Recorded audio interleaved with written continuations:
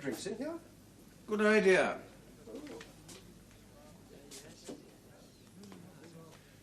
There's too many riffraff out there nowadays. Merchants, like Lopez. You know he lost me £500. Yes, well, he's done worse than that for Phineas Finn. A vote of censure was moved against him in the House tonight, on the grounds that he spoke too savagely against Ferdinand Lopez in the Silverbridge debate, and did thereby abuse the privileges of the House. Would I be right in thinking that the censure was not meant so much for Phineas, but for the Prime Minister? Yes, Dolly, yes, you would be right. Lady Glen would have made a better Prime Minister. I dare say. He'd certainly be lost without her. And what happened to the motion? It was roundly beaten. Then the government's all right, then?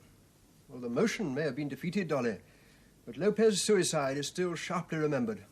It's held against the Duke. I can't think why. Lopez ran out of crinkle and walked under a steam engine. It was the only sensible thing he ever did. Why should anyone blame Planty Pal? Well, our old friend Quintus Slide and others of his ilk are seeing to it that they do. Well, nobody believes the Quintus Slides of this world. Ah, Silverbridge. Ah, and I'd like you two fellas to meet a new member, Major Tifto.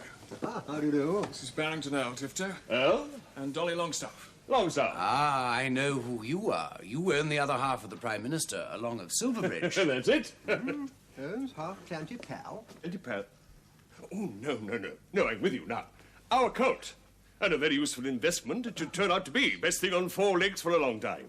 Tifto's a jolly good judge of form, whether it's on 4 legs or 2, eh, Tifto? Oh, you're very kind, my lord. And what are you recommending on 2 legs this season? Well, I think you'll find that Mademoiselle Stuffer is good for a bit of a canter. Mademoiselle Stuffer? But surely she's the new Traviata at Covent Garden, Dolly. You got it in one, Barrington. Tell me, Major Tifto, are you very well acquainted with the lady? I'm told she don't go about very much. Thank you. Well, she and I have had a run or two for all that. And you're greatly favoured. Well, she's always had a soft spot for me. Several soft spots, in fact. How very agreeable for you. And what does her husband say about it? Her, husband? Well, if you know the lady so well, Major Tifto, you must be aware that for the last 2 years she has been married to a certain Mr. Thomas Jones, and uncommon jealous he is. So, before you trot Mrs. Stuffer Jones out again, you better make certain that he's not hiding somewhere with a pistol. As to Dolly, Tifto, he knows everything that ever happens in all London. Oh. Come along. I'll introduce you to some more of the fellas. Gentlemen. Nidderdale. Oh. Dolly, I don't think that Major Tifto is quite the companion the Duke would have chosen for his son and heir. Tell me, Duke, what do you think of Plantagenet lately? Think of him? Well, you haven't quarrelled with him? Quarrelled? Good heavens, no. Well, I know you still call him your noble friend and you're still in the same team and all that. But it used to be so much more. It still is more, very much more. Then you, of all people, will be able to tell me, Duke. Can Plantagenet go on with it? After all, it was you who made him Prime Minister. That I did not. He made himself Prime Minister by winning the confidence of Parliament. And will he be able to keep it? Well, I fancy that time and chance, which must happen to him as they happen to other men, will compel him to give it up fairly soon now. The coalition is doomed. All governments are doomed. I'd have given 10 years of my life to make Plantagenet Prime Minister. And now I would give 5 years of my life to keep him so. How will it be dragged down, Duke? Not just because I caused Planty to give money to Mr. Lopez. Not exactly, no. Plantagenet was publicly exonerated of any blame on that count. But the fact that it is being said at all is enough to injure a man in his position. Oh, Duke. Will he ever forgive me? But it isn't your fault, my dear. Now, what can I do to help him? Take him off to Matching the first possible moment and see that he gets a long rest, only seeing those faces that he knows and loves. Yours must be among them, Duke. You will come to us, of course. For a single smile from your grace, I would come to Siberia. You need only come to Matching, Duke, and you shall have them all.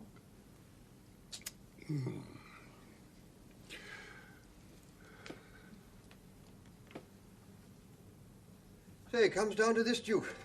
Several more men have withdrawn their support from the coalition, so from this day on I can no longer guarantee the government's majority in the House. How long do you think that we shall retain a majority? A few weeks, months perhaps, given luck. But from now on we must reckon that the very next vote in the Commons may go against the government. This business of Lopez is at the bottom of it all, I suppose. Perhaps, but if it hadn't been for that, there would have come some other trouble. No, the truth is simply this. The country is bored with peace and wishes to see bustle again. I don't see us teaching Planty Pal to bustle. In any case, I don't think we have any supporters to bustle with us. No, the thing is finished, gentlemen. All we can do now is to choose the moment and manner of our going. Have you heard who's to be the new Prime Minister? There is to be a change already? No, just my little joke. But I feel sure there'll be a terrible blow-up before very long. I can sense it in the air. Do you not tremble for your husband? No.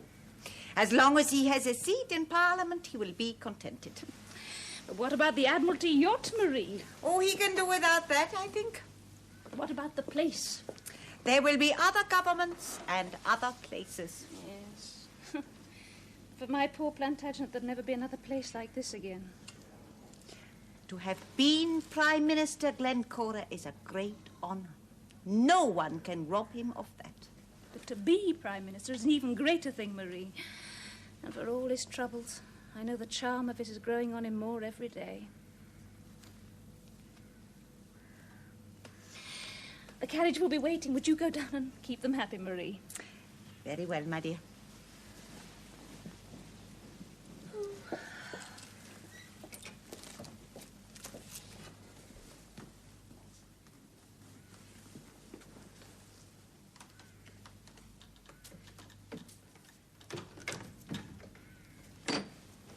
Frank? Good afternoon, Lady Mabel. Is the carriage ready? They're not all there yet. Frank, I wonder when we were last alone together. 2 years or more, I suppose. That summer at Lady Cantrip's. Does it not make you yearn a little when you remember it? What's the good, Lady Mab? We both agreed we should give it up because neither of us had the money. Let's just stick to that. That you once swore you would love me forever. And you swore the same to me, and yet it was you who said we should drop it. So I did. But I think the wrench has been greater for me. Your love has been transferred very quickly and very advantageously. Lady Mary? Yours has not been so very abiding. You do not, I notice, discourage Lord Silverbridge. That is unkind, Frank. You know very well that with such a father as Gregson, such a brother as Percival, and with the years going on very quickly, I must soon find a husband. There need be no such haste for you, Frank. You might have been faithful to me for some while yet, and you would not have gone wholly unrewarded. There's no going back, Lady Mab. You bade me take my love elsewhere, and that I've done. Yes, with the greatest ease. I cannot tear my heart and my life to pieces for the sake of an old love. Come on. Let's go and join the others. Oh, Frank, I wish... There you are, you two. Come on, the carriage is waiting. Yes, we were just coming, as you see. Thank you, Silverbridge. How well that coat becomes you. Which of your horses do you ride today? Come on, Silver. It's time we were off.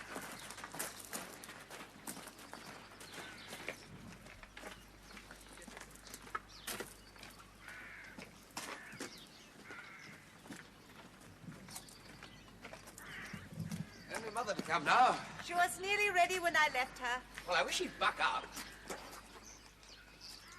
Mother, you look superb.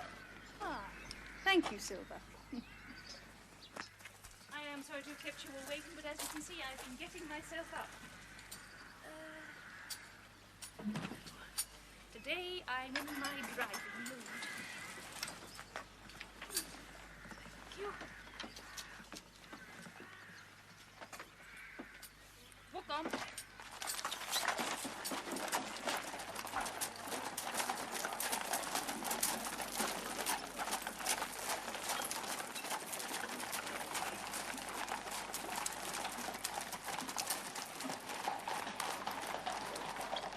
And do you think it will soon go against us, Finn? Yes, Duke, soon. Oh, how so? Why, surely we could hold on till the beginning of the next session? I'm very doubtful of that.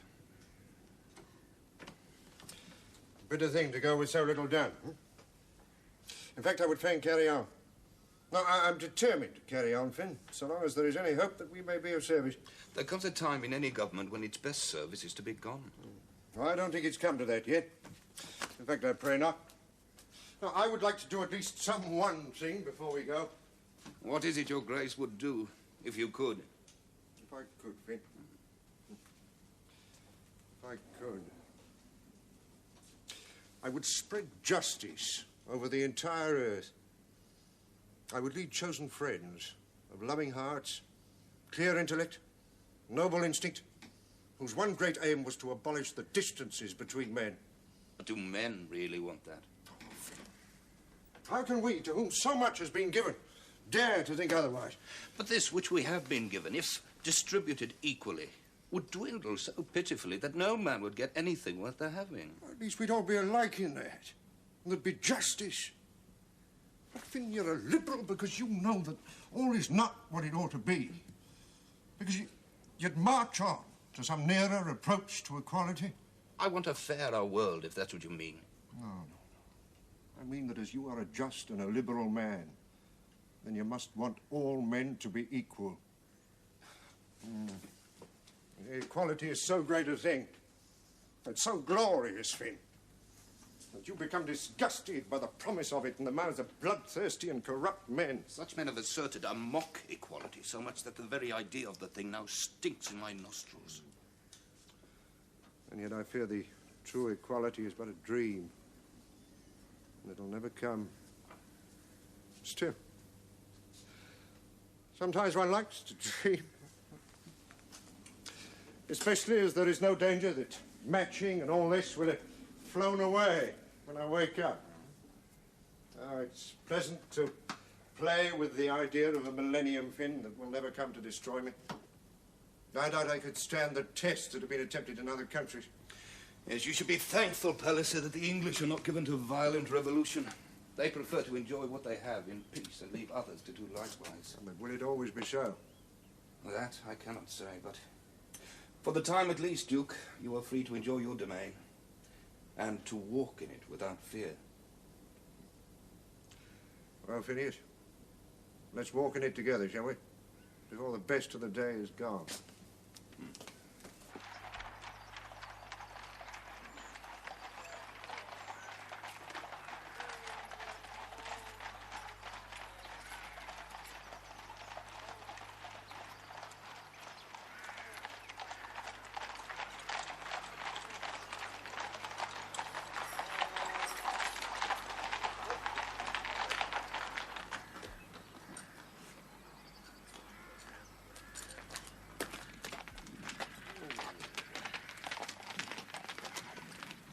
Good afternoon, Maria. Had a nice afternoon, Duke. Yeah, very pleasant. Oh, Phil and I, we've just been talking politics.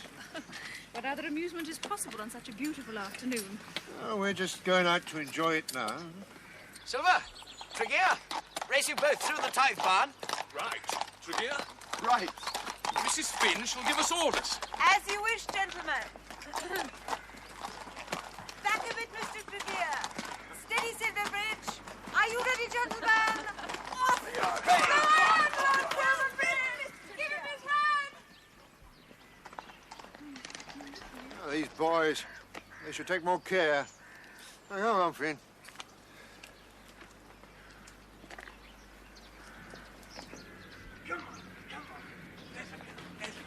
Right, last one to the lodge gate, to Sissy.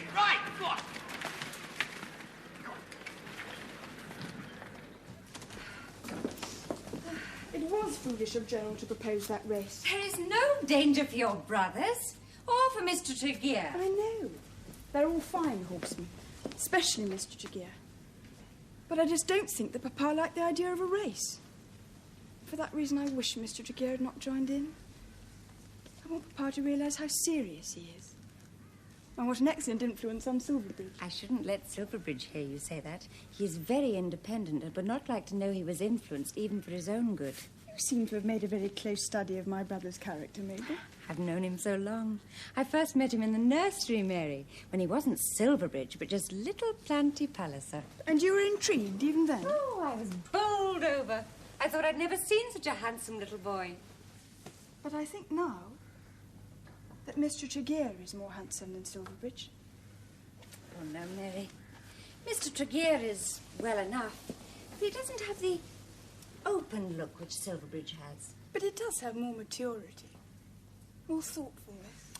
Yes, Silverbridge is still such a boy. Well, and who won? Tregear, by a neck. Silverbridge came second, and I fell off and came a long way last. Your sister says it was all very foolish. Well, I don't think Papa much cared for it. And he does have so much to trouble him just now, we might try not to annoy him. He can hardly object to a friendly race. It wasn't as if there was any betting. Nothing wrong with it at all. What do you say, Lady Mab? I say that your father is very fastidious about leisure pursuits and expects others to be so too. Look at him now, walking with Mr. Finn. You see how earnestly they are talking? Politics, again, I should be banned. Look what they've done to him.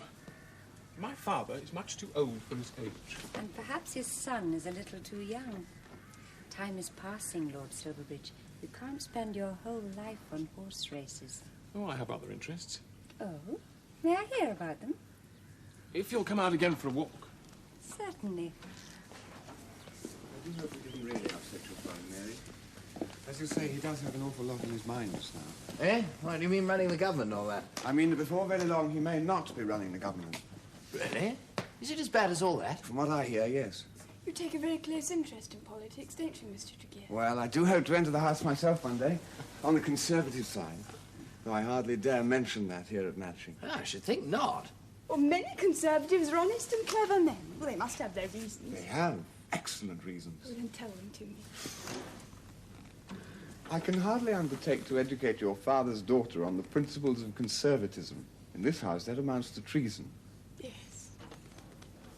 But nevertheless, I'm prepared to listen.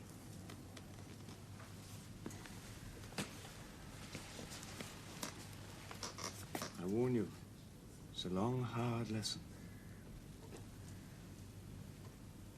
Ah, yes, right. Not for me. Politics ain't much of my line, so I'll leave you two to get on with it, eh? Very well, Mr. Tregear. There's nobody to overhear us. So you may begin your first lesson in treason. I'm sorry to disturb you, Your Grace, but the Duke of Simbunga is here. Duke of Simbunga? Yes, Ask him to come in. I thought it as well to come at once, though Her Grace does not expect me till next week. Oh, we're happy to see you at any time. I hope you will be now. Here is a list that I have been asked to bring you of those who wish to resign from your ministry. Sir Orlando Drought, as I need hardly say, Grogram, Drummond, Beeswax, even Cantrip. Stop, Your Grace. Oh, that is only the beginning. There are several more. Including Simbunga? No, Duke. I shall not resign. Not, that is, until you do. Nor will Mr. Monk, nor Mr. Finn. I'm sorry. But you all three, you think I should go? You cannot carry on without all these. How soon? If a man must go, it is more dignified to go at once. Why could they not have waited until the next session? Oh, we might have been active enough to satisfy him then. We might have been. We might have been these last two sessions, but we weren't. And then, Duke, All this about the death of that man Lopez has been very damaging. They blame me for that. They connect you with what occurred. Is there no justice? Duke, if you wish to stay in politics and wish to remain sane, you must remember this. A man should go in and out of government as he cuts in and out of a whist table, enjoying both the game and the rest from the game. Chance has brought you in, and chance is now taking you out. And chance, someday, will return you. But never as Prime Minister. Duke, if we promise now to set about devising new measures, at once, and to be brought forward as soon as the next session commences, now, would they withdraw their resignations? It is too late for any measures to be agreed within this coalition. Well, then we go, do we? Haven't achieved nothing? We did not come in to carry measures, my friend. Duke, what have we done? We have settled a nasty little crisis in the nation's trade and carried on the Queen's government prosperously and without noise during a period of consolidation. I would like to pass just one significant bill. We have done what Parliament and the people expected us to do. And in my poor opinion, we have done it well. But now we have finished, and it is time to bow out.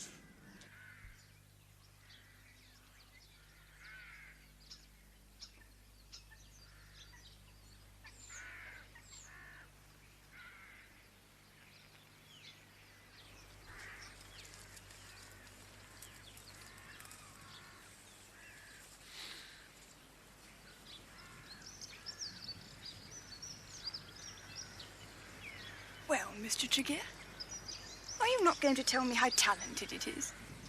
To do that, I must see it closer.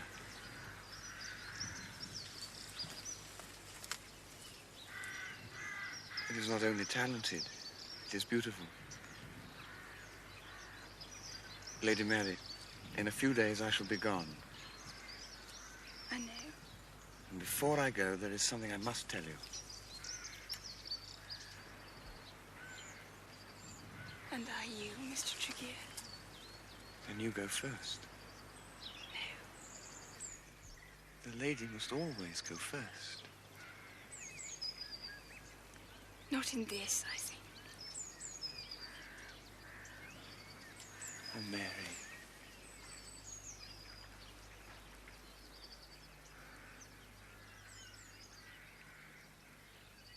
You must join us, Duke. You must not go altogether. We need you as a statesman and as a friend.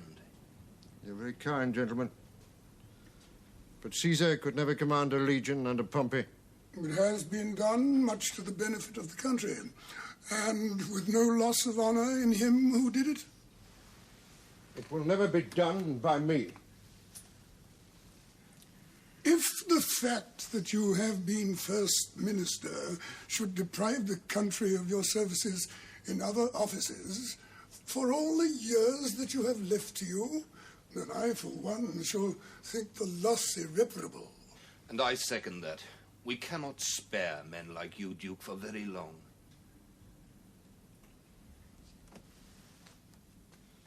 Oh, gentlemen, I can't deny. It pleases me to hear you say so. But for myself, I shall never desire to stand at the head of a government again. As you may have observed, I'm given to fretting. I don't think that a Prime Minister of a free country should suffer from that infirmity. In fact, for some years to come, I would prefer to be altogether out of office. However, I pray that the time may come at last when I may again endeavour to be of some humble service. Now, if you will forgive me, gentlemen.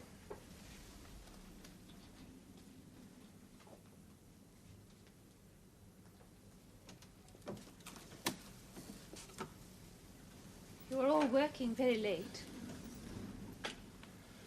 Weighty matters to be decided.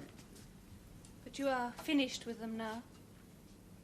Yes, my dear, we are finished with them now.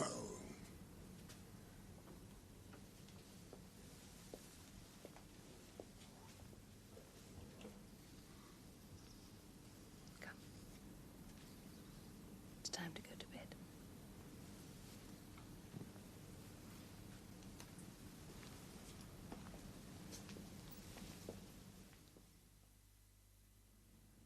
What did he say?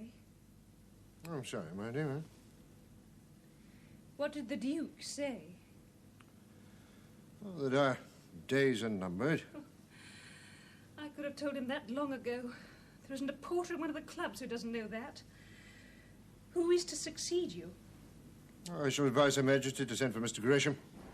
Oh, she may wish to see Mr. Daubeny as well. Not easy to make a ministry at present. Why should you not go back? No, that's not on the cards. But why not? Ever so many men have done it after going out. Why not you? Oh, how can they be so ungrateful? Cora, I'm not going back. And there's no point in discussing it further. Of course. I understand nothing because I'm a woman. You understand a great deal. Not quite. Right. At least our troubles are over. Remember, you said the other day, labours of being a Prime Minister's wife, almost too many for you. I never said so. As long as you did not give way, no labours were too great for me. I'd have slaved morning and night so that we might have succeeded. Oh, I do hate being beat like this. I'd sooner be cut to pieces. Nobody likes to get beaten, Cora. There's always disappointment at first. You did say you'd be relieved when it came. Yes. Yes, I know, and I meant it. Nevertheless, after drinking brandy, so to speak, for so long, I hardly think a thin claret will agree with my stomach. Of course, a thin claret might be just the thing for brandy drinkers. Shall you like it for yourself? I'm a private gentleman, my dear. With more time for his wife and children. Well, that's all very well, Duke, but we ain't quite what you're used to.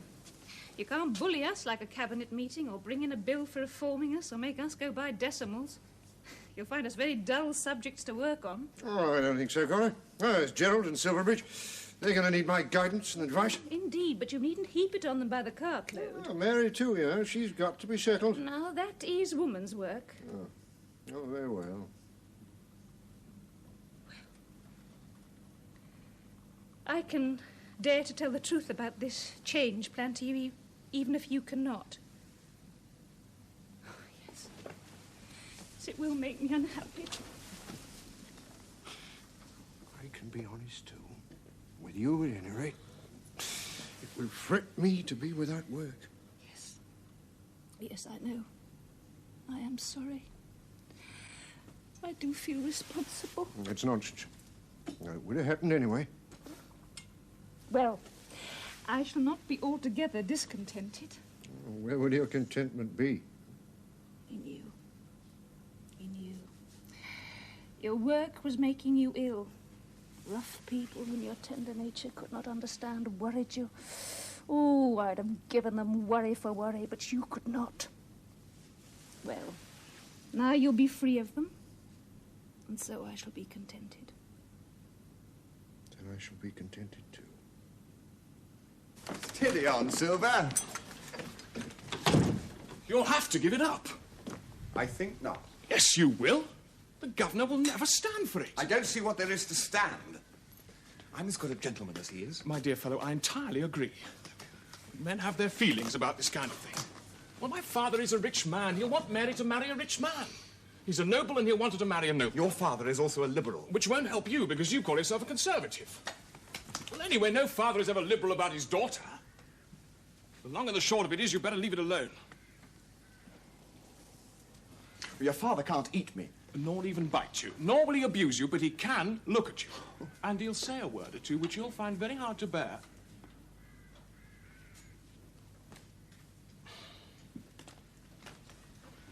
My governor's the quietest man going. But he's got a way of making himself disagreeable when he wishes that I never saw equalled. Well, I don't see that he need hear about it just yet. You better not hear about it at all, Frank. Just push off outside a moment, Elizabeth. Very well. Morning, Lady Mabel. I think I see your sister walking towards the friary. Good morning, Lady Mabel. Morning, Mr. Tregear. Morning, Silverbridge. And where is Mr. Tregear off to in such a hurry? He must do his round of goodbyes. He's off this afternoon. You'll miss him, I expect. So I shall. But not as much as I shall miss you when you leave next week. Oh, And of course I shall miss Matching. Though it would be nice to see Miss Cassowary again in London. staunch old thing, Miss Cass. But, Mabel, I think that Miss Cassowary is the only person you'll be glad to return to. Yes, it is not a happy house. My father and my brother Percival spend their entire time gambling the money away. When they come home, they're not fit to talk to. What an accursed thing money can be. You mean the lack of it, Lord Silverbridge? Oh, I wish you had a lot of money, I know. Very kind of you. But why should you care? Because I care for you. It's not as if either of them ever won anything. Or if one does, the other loses it at once. They're getting things into a worse mess every day. And I'm obliged to hope that I may someday marry a man with an income. Well, yes, that might be sensible. You are a childhood friend, so of course I can be frank with you. But I'm sure of myself in this. I shall never marry a man I don't love. Well, I should just think not. And since it don't suit me to marry a poor man, I shall just take care to love a rich one. Though it would be more proper if he could be got to love me first. Well, I'm sure any of the fellows could be got to love you, Lady Mabel. Oh? Which of the fellows had you in mind? What do you say to Popplecorn? I don't want a fool. You'll have to do better than that. Dolly Longstaff, then? Well, he's been around for some time. But he wears well, and he's only an ass when he pretends to be. Just the man for me. Only I don't think he'd take the trouble to come out and be married. Barrington Earl. He's already wedded to the Liberal Party. Well, then I can only think of one other. Well, Mabel? I must admit you have all the qualifications. But I'm afraid I've known you too long. To me, you were still a little boy with a cricket bat. One may be very fond of such little boys. One may even adore them in a way, but one cannot marry them. But look here, Mabel, I'm over 21, and quite soon now I'll be going into Parliament. You seem in no hurry about that to me. Well, Father will arrange it in his own good time. There you are, you see. Father will be arranging it. It's high time you proved you could arrange things for yourself before you offer to arrange my life for me. But, Mabel, I love you. No, you don't. You're just playing a game with me, Silverbridge, because you don't happen to have any cricket on today. Well, I've enjoyed our little match this morning, but now it has ended, and I have won. No. It has been a draw. We must get up a more decisive fixture. You will hear me again, Mabel. Yes. I will hear you again. And you'll listen more kindly next time. I've been kind this time. Kind, perhaps, but not yielding. Because I'm hardened, Silverbridge, and you are still soft.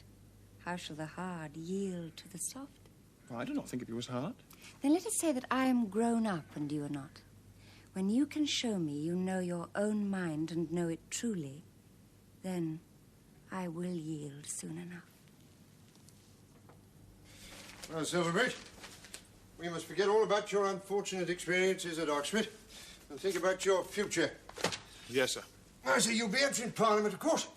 And I've reason to think that the seat at Silverbridge will soon be vacant. So you must prepare to present yourself, sir. Now, they tend to prefer married men in these cases, but... Well, if I were to tell you, sir, that I've spoken to Lady Mabel Grex. I should require to know what she replied, sir. Is there a definite understanding? No, sir. But she did say to come again soon.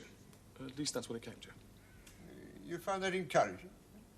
Well, I know she'll come round to it, sir. I know it. Well, Silverbridge, man with a great name, should marry. Shan't be sorry to see you married early. Early marriage makes for stability. Lady Mabel Grex. Yes, she's often at Matching, Father, and I have known her since she was a little girl. Well, is she not your senior? Well, only by a week, sir. Father, sir, he's not a man I esteem, a drunkard, gambler. No, but she herself has been so good throughout it all. Yes, I've heard. Well, if you're sure in your own mind. Oh, then I've no objection, sir. She's a fine, intelligent girl. I shall be very happy for my son. Well, then I shall go on with it, Father. I'll come to you again as soon as it's settled. It's not quite settled yet, it seems, and a good job it's not. Why not, Cora? Don't you like Lady Mabel Grex? Oh, I like Lady Mabel Grex as well as the next girl. And Silverbridge has known her ever since she was in the cradle. But that's just the point, Plandy. Some ways he still is in the cradle. It's as well a young man should be settled. But not too soon, or he'll get bored. Oh. Well, Lady Mabel Grex is very attractive. I think she's very clever. I don't think he'll get bored. And I don't intend that he shall be. No, you're going to interfere, aren't you? Interfere? Oh, no. All I shall do is give a little loving, motherly advice. Because that is what mothers are for. So, why did you go to your father before coming to me, Well, a lot of things have happened to hurt him recently, Mother. I wanted to make quite sure that he was satisfied with Mabel before I went any further. But what about my being satisfied with Mabel? Mother, you're not jealous. Yes. Yes, I am, but that's by the way. Now, you listen to me, my boy. For a future Duke of Omnium, only the best is good enough. And Mabel Grex is not the best. Oh, you go ahead with it if you really want to. Your father approves, and God knows I can't stop you. But remember this. It's the same with marriage as it is with cookery. The hors d'oeuvre's often much more amusing than the main dish.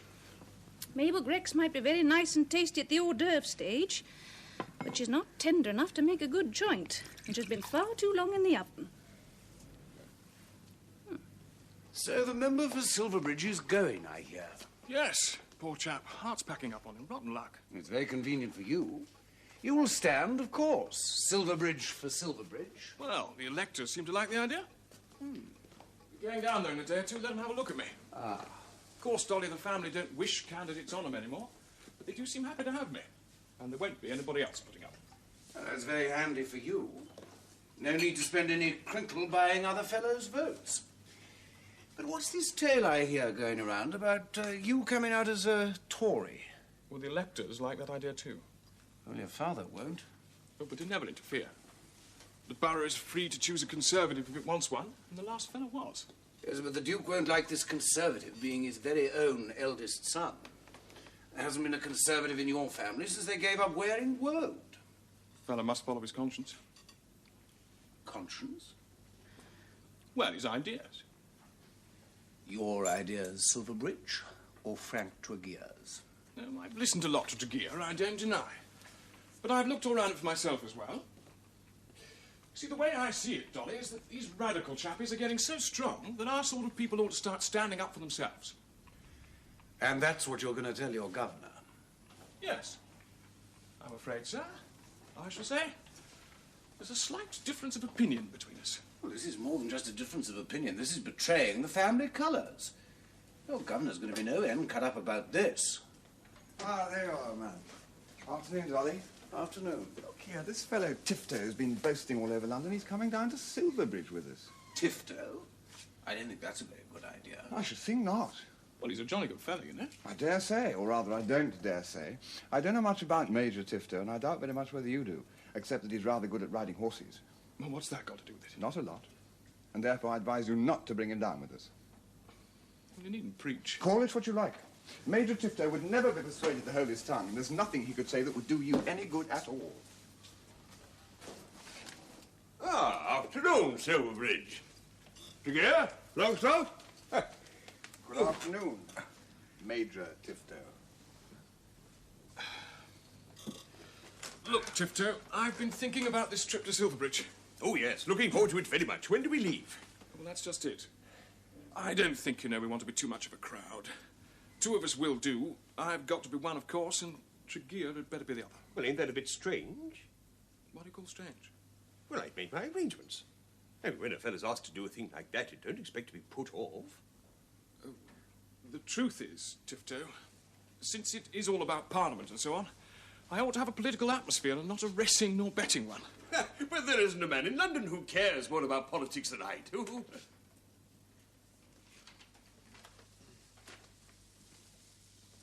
You know what I think, my lord? I think you're throwing me over. Well, I'll make it up to you. I'll go down to Newmarket with you and stick to you like wax. Oh, I've no doubt you will. I can be useful to you at Newmarket. You'll stick to me there, all right? Now, look here, Major Tifto. If you're dissatisfied, you and I can easily separate ourselves. I'm not dissatisfied. Well, then don't talk as if you were. I shan't need you at Silverbridge. That's all about it.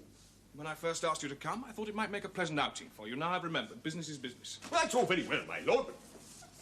But if I'm good enough to own horses... Horses are a business which you understand. This thing at Silverbridge, you'd better leave to me and Tregear.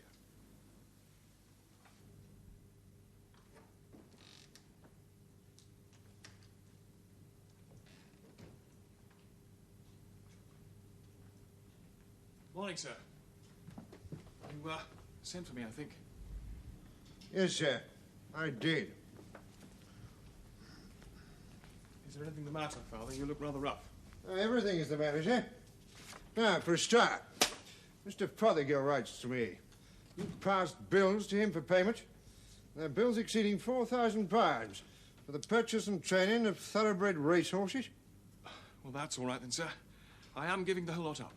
I'm not sure I trust a man, Silverbridge, who blithely announces he's going to proceed from one extreme to another.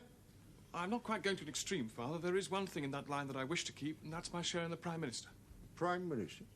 A coat named after you, Father. Though, of course, you've been out of that for some time now. Well, go on, sir. I own him half and half with a fellow called Tifto. We've got a pretty fair chance of the derby, we reckon, sir. I quite understand, Silverbridge. You can't break this agreement, not without a certain amount of disappointment and embarrassment. But who is this Mr. Tifto? Major Tifto, sir. He's a useful sort of chap at the club who knows all about the turf. Indeed. Well, I hope he doesn't live by it. Oh, no, sir. He hunts a bit as well. He doesn't encourage you to bet? Well, I don't bet, as you notice, Father. Nothing to speak of.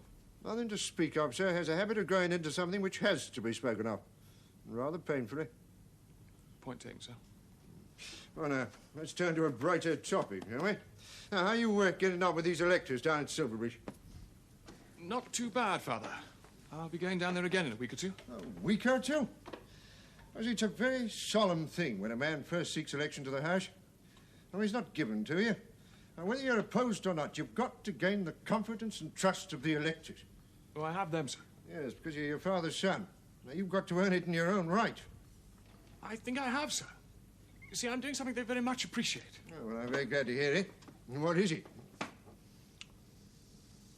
Well? I'm,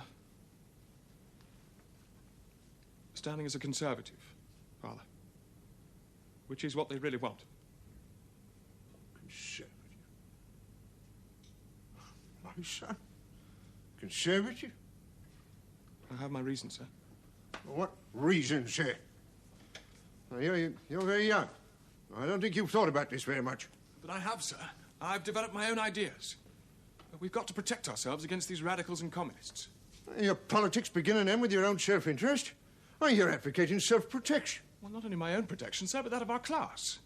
Well, the people will look after themselves. We are so few, and they are so many, that we shall have quite enough to do. You would desert a family allegiance of centuries for such childish thinking as that? I know I'm a fool, sir. Perhaps that's why I'm a Tory. The radicals are always saying that a Conservative must be a fool, so perhaps a fool ought to be a Conservative.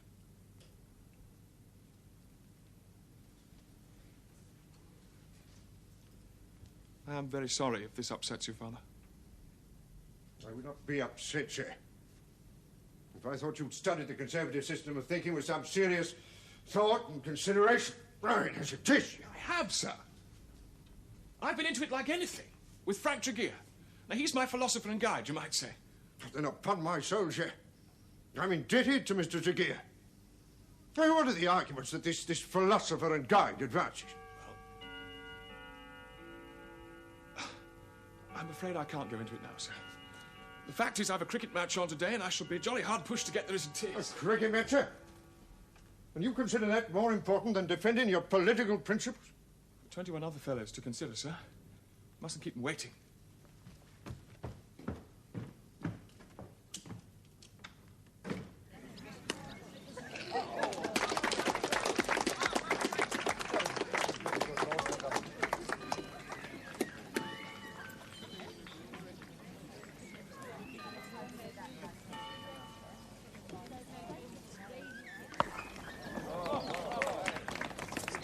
Hello, Lady Mabel. Miss Cassowary. I didn't know you cared for cricket. I quite like cricketers. They look so wholesome, all dressed up in white, clothed in white summer. Mystic. Wonderful. I suppose you come here to see Silverbridge play. He's been a little off form so far this season. Worried, I should think. And why should his lordship be worried? Well, that horse of his, the Prime Minister. It's quite fit as far as we know, but our set's all gone a bundle on it for the Derby, and we'll be badly scuppered if he don't oblige. And who are all your set, Mr. Longstaff? Well, there's myself, of course. So we had supposed. And Silverbridge. And Lord Gerald, if he can get a bet on in Cambridge. But the Dons and whatnot are rather stuffy about that sort of thing, so perhaps he won't be able to. I sincerely hope not. But as to Lord Silverbridge, Mr. Longstaff, surely he won't plunge on this horse. Oh, he's very level-headed, is Silverbridge. But then, Lady Mabel, it's not every day that one has a part share in a Derby favourite. And I've no doubt that Tifto will encourage him. Tifto? Major Tifto, his new partner. Rather an odd friend for Silverbridge, but then he has a taste for oddity. Inherits it from his dear mother, I dare say. Look at him now, making up to those Americans. Who are they? Name of Boncassen. The father is a writer and a scholar. They're very rich. Rich, but very democratic in an American way. So democratic that they positively fawn over the Duke of Omnium's eldest son.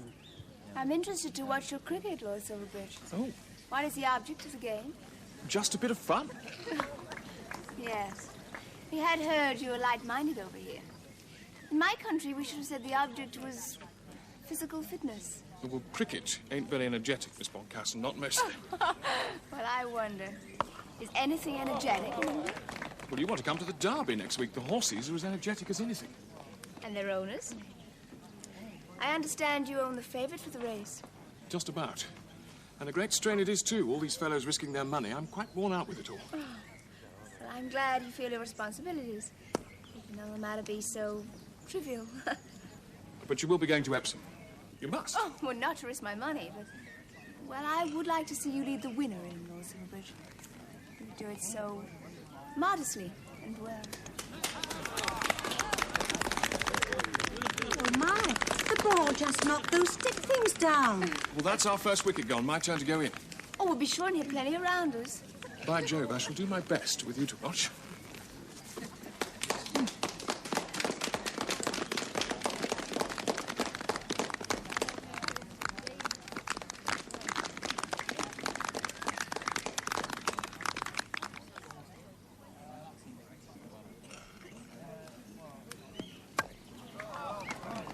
Oh, well struck, sir. Well struck. You seem to like the game, my dear.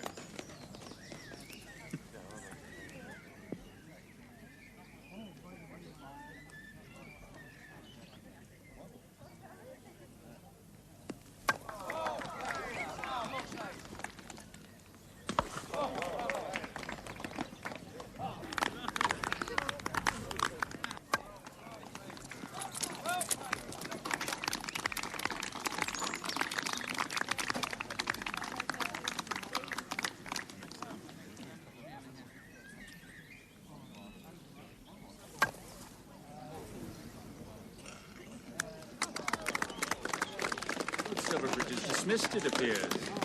Yeah, but he's made 79 of these runs, as they call them. I've counted every one. His lordship has talents to match the right? It was a lucky catch, Silverbridge. So glad you're enjoying our game, Miss Boncassen. You have deceived me, Lord Silverbridge. You said it was not energetic. Well, that's you, Miss Boncassen. You've jolted us out of our usual English lethargy. It was a jolly good innings, Silverbridge. Now, come and let's go to the pavilion and see if we can have some. I've been a fool, Miss Cass. It falls to us all from time to time. Some while gone, Silverbridge asked me to marry him, and I let him go. I've spared him, Miss Cass, out of sheer Christian charity. Because he was so young and innocent, I could never feel him to be my superior. I couldn't love him as a wife should love a husband. Then you did right to say no. And shall be rewarded in heaven, no doubt. I had him in my net and I let him go. If he was in earnest... He was. Then he will come again. If he be still in earnest. Charming young man, Isabel. Mother, if he comes again, I shall not spare him. Not a second time. I will do anything.